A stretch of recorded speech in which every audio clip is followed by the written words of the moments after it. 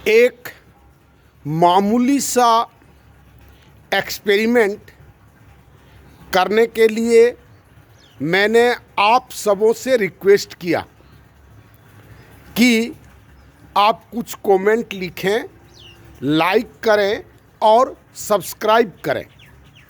अगर ऐसा आप करते हैं अपने बहुमूल्य समय से 2-4 मिनट निकाल करके, तो व्यू बढ़ जाता है। आप मेरा कल का वीडियो में आप देखेंगे कि 4 मित्रों ने कमेंट लिखा। एक मित्र का कमेंट तो बहुत अच्छा था कि वो रिक्वेस्ट कर रहे हैं कि भाई इनके प्रोग्राम को आप लोग देखें, इसको शेयर करें और कुछ कमेंट भी लिखें। उस मित्र को मैं धन्यवाद देता हूँ। मेरा उनसे परिचय नहीं है, लेकिन धन्यवाद देता हूँ राष्ट्र के नाम पर, पृथ्वी के नाम पर। सब हम लोग एक दूसरे से परिचित हैं। हम लोग भारत के निवासी के साथ साथ पृथ्वी का भी निवासी हैं, इसलिए परिचय तो ऑलरेडी जाने अनजाने में है ही। लेकिन ये सहयोग के लिए मैं तो ऋणी रहूँगा ही। अगर हम सक्सेस करते हैं तो पूरा मानव जाति ऋणी रहेगा, जो कोई भी व्यक्ति इसमें सहयोग करते हैं। एक बात ऐसा।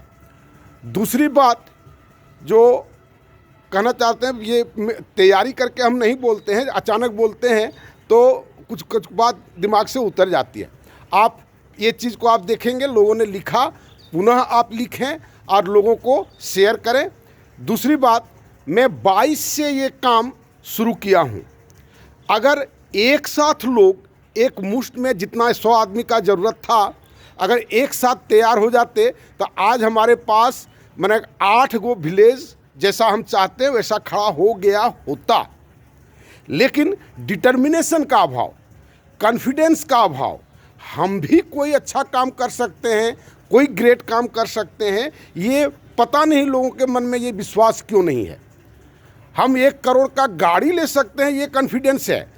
10 करोड़ का हम फ्लैट ले सकते हैं, ये कॉन्फिडेंस है। लेकिन एक मिनिमम अमाउंट जो हम रखे हैं उसको दे करके कोई एक विलेज को हम बना सकते हैं, ऐसा कॉन्फिडेंस लोगों में अभाव दिखता है। बहुत। अरे ऐसा क्यों है, ये हमारे लॉजिक में नहीं आता है। हम जितना कमा रहे हैं या जितना कमाते हैं वो अपने बेटे के सिवा कुछ लेकर थोड़े ही जाएंगे। और बेटा को आप जितना भी कमा के रख दीजिएगा, आगे वाले जनरेशन में वो पर्याप्त नहीं होगा, जितना भी आप कमा के रख दें। मेरे ग्रैंडफादर का हमको याद है, मेरे ग्रैंडफादर के पास न बक्सा था, न चाबी था, न बैंक अकाउंट था। बैंक भी नहीं था हमारे गांव के अगल बगल में। 8-10 किलोमीटर जाते थे तब वो स्टेट बैंक था। उनका भी जीवन बसर चलता था। वो दूध, वो चावल, वो चूड़ा, वो नसीब नहीं है आज। कितनों भी पैसा हम खर्च कर लेंगे वो नहीं मिलेगा। ये हमारी बहादुरी है। और फिर कैसे डेवलप हुआ, कहाँ कहाँ हम लोग मिस किए हैं, उसको फिर से रिवाइव करना है। जैसे LIC में कोई पॉलिसी डेट कर जाता है तो उसको रिवाइव करता है। आए, हम सब मिलें और फिर से उसको रिवाइव करें। और बहुत मामूली का प्रयास से ये काम उठ जाएगा। लोगों को लगता है कि एक आदमी ने शुरू किया, ऐसा ही हुआ है। रोम बना था एक शहर से बना था और पूरा 5 से 7% भूखंड में वो उसका साम्राज्य हो गया था। इंग्लैंड का नक्शा आप जाकर के खोज करके देखें। इंग्लैंड का नक्शा आपको खोजना पड़ेगा माइक्रोस्कोप से, नक्शा में कहाँ है। और वह 35% भूखंड पर पृथ्वी पर शासन किया था। किस कारण से? आत्मबल के कारण से, लंबा विजन के कारण से, दूरदृष्टि के कारण से। साइंटिफिक इंग्लैंड का तो प्रोग्रेस कंप्लीटली औद्योगिक क्रांति के बाद शुरू हुआ। वो मशीन के मदद से, विज्ञान की मदद से उन्होंने शासन किया। बंदूक बना, इंडस्ट्री डेवलप किया, रोड बनाया, बहुत तरह का मशीन बना और लोगों ने उसका उपयोग किया। लेकिन वो उसमें मानव कल्याण नहीं था, उसका अपना राष्ट्र का कल्याण था। पूरे पृथ्वी के कल्याण की चिंता नहीं थी। ये दूसरी बात है कि जो रोड बना दिया उस रोड पर हम चल रहे हैं, ये उद्देश्य हमको चलाना नहीं था। उनको उद्देश्य था कि ये रोड से हम माल ढोएंगे, रेल का पटरी माल ढो करके इंग्लैंड पहुँचाएंगे, ये उद्देश्य था। हमारा ऐसा कोई उद्देश्य नहीं है और कोई राजनीति भी नहीं है।